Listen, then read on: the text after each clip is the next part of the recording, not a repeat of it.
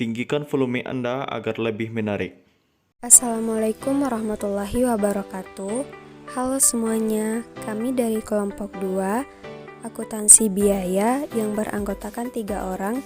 Yang pertama saya sendiri Khaira Nabila, yang kedua Rici Lala, dan yang ketiga Depi.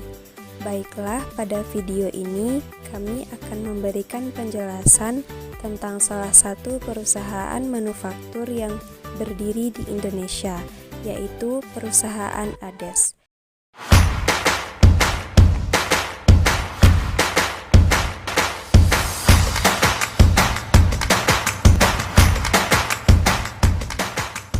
Yang pertama, profil perusahaan ADES.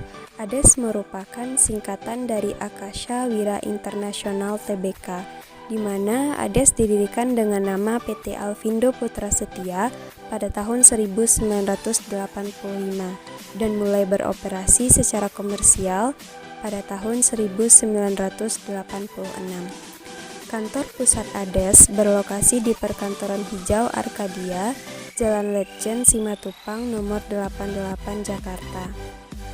Sesuai dengan pasal 3 Anggaran Dasar Perusahaan, ruang lingkup kegiatan perusahaan ini adalah industri air minum dalam kemasan, industri roti dan kue, kembang gula, makaroni, kosmetik, dan perdagangan besar.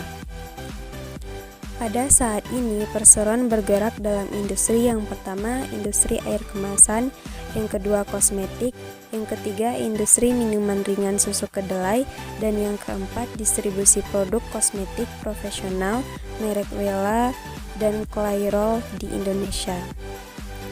Selanjutnya, yang kedua, jenis produk yang dihasilkan oleh perusahaan ADES.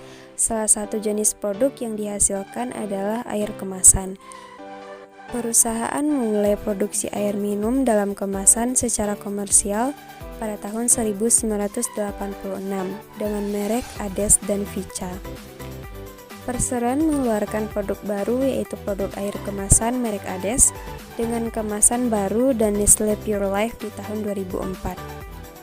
Sebuah perusahaan patungan antara Nestle dan Refreshment Product Service atau anak perusahaan yang sepenuhnya dimiliki oleh Coca-Cola Company mengambil alih mayoritas saham di perseroan ini.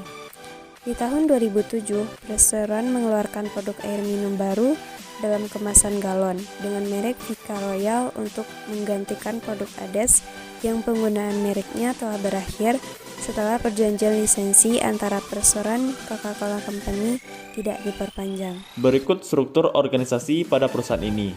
PT ADES dijalankan sesuai dengan fungsi struktural masing-masing divisi dalam struktur organisasinya, yang terdiri dari divisi penjualan, divisi keuangan dan kontrol termasuk departemen accounting, pelaporan, treasury, pajak, dan audit, divisi sumber daya manusia termasuk departemen kompensasi dan benefit, divisi teknik termasuk departemen manajemen pabrik, kualitas, manajemen proyek, kinerja industrial, serta departemen keselamatan kesehatan lingkungan.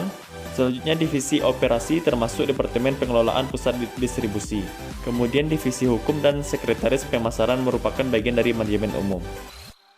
Proses produksi air kemasan. Pertama, menggunakan air tanah sebagai sumber air utama untuk diolah menjadi beberapa produk minuman. Air tanah diambil dari kedalaman lebih kurang 180 meter dengan total 12 sumur atau depth well. Kemudian, air dari depth well dimasukkan ke dalam cooling tower agar suhu air baku yang berasal dari depth well mengalami penurunan hingga lebih kurang 30 derajat Celcius. Selanjutnya, air baku yang bersuhu 30 derajat Celcius diinjeksikan dengan gas Cl2.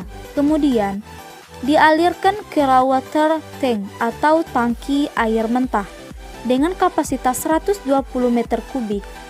Setelah itu, didemineralisasi pada tangki DMI. Setelah mineral hilang, kemudian disaring dengan proses carbon filtering. Setelah itu, menjadi jernih kemudian ditampung di storage tank atau tangki penyimpanan yang memiliki kapasitas 60 meter kubik. Selanjutnya, jenis-jenis biaya yang dikeluarkan perusahaan ADES. Yang pertama adalah biaya tetap. Biaya tetap atau fixed cost adalah biaya yang jumlahnya tidak berubah, di mana jumlah biaya ini tidak bergantung pada produksi yang didapatkan pada periode tertentu. Contoh dari biaya tetap perusahaan ADES adalah sewa gedung, beli lahan, beli kendaraan bermotor, biaya pembelian mesin, dan lain-lain. Yang kedua adalah biaya variabel. Besarnya biaya variabel tidak sama dengan biaya tetap yang tidak berubah, di mana untuk biaya produksi ADES ini besarannya akan berubah-ubah sesuai dengan hasil produksi. Artinya, jika hasil produksi semakin besar, maka biaya variabel juga akan semakin besar. Contoh biaya variabel yang dikeluarkan oleh perusahaan ADES adalah biaya bahan baku, upah pekerja langsung yang langsung membantu proses produksi air minum kemasan. Kemudian biaya total. Biaya total merupakan jumlah biaya keseluruhan yang dikeluarkan mulai dari biaya tetap hingga biaya variabel perusahaan air kemasan ADES, di mana biaya total untuk periode tertentu tidak akan sama karena bergantung dari banyaknya barang dan jumlah pekerja yang terlibat dalam proses produksi. Selanjutnya kita masuk ke dalam klasifikasi biaya yang dikeluarkan oleh PT ADES. Yang pertama adalah bahan baku langsung. Pada perusahaan ini sangat mudah ditelusuri bahkan dari nama perusahaannya, di mana perusahaan ini bergerak di bidang air minum kemasan. Jadi, bahan baku yang digunakan pada perusahaan ini adalah air tanah ataupun air PDAM. Kedua, tenaga kerja langsung merupakan biaya yang dapat ditelusuri dengan mudah ke produk jadi, di mana pada perusahaan ini kita bisa mengetahui biaya pada bagian pekerja di bidang pengolahan bahan baku air menjadi air minum siap dikemas. Selanjutnya, biaya overhead pabrik. Biaya overhead pabrik merupakan seluruh biaya produksi yang tidak termasuk dalam bahan baku langsung dan tenaga kerja langsung. Biaya overhead pabrik pada PT ADES ini adalah pertama, bahan penolong.